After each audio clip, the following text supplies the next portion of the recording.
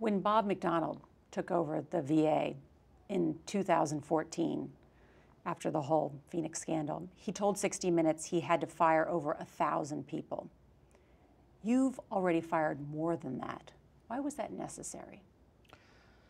We now have a new accountability law that Congress gave us, that the President signed, that allows us to move people out quicker and easier who have deviated from professional standards, acceptable professional standards, or deviated from the professional beliefs that we have about who should be caring for veterans. And part of changing this organization is making it clear that it is a true privilege to be able to serve veterans. And if you're not adhering to those standards, you don't belong in the VA.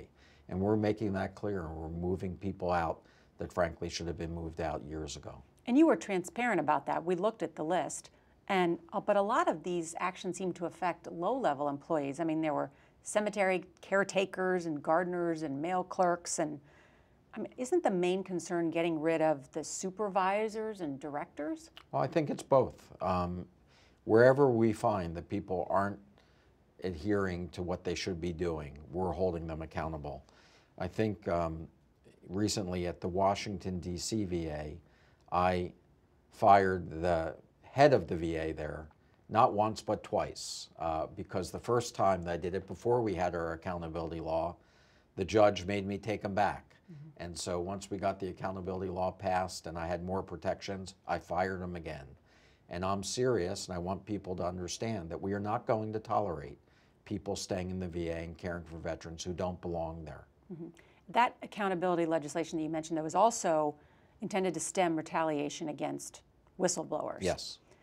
But we've been talking to whistleblowers across the country for the past year who say they don't feel a difference, that the retaliation they face is as strong as ever and may even be getting worse. Why would that be? Why do you think these whistleblowers feel threatened? They're trying to expose the problems that you want to hear.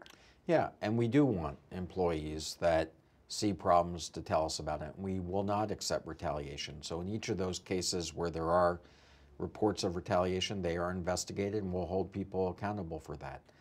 I established a Office of Whistleblower Protection that reports directly to me. We've hired whistleblowers who work in that office. Mm-hmm. So they understand what the problems of the VA have been, and they're helping us now solve those problems and correct the culture. But this is a big organization, and it takes a while to make these changes. So I want people to understand that we're not declaring the problems of the VA over.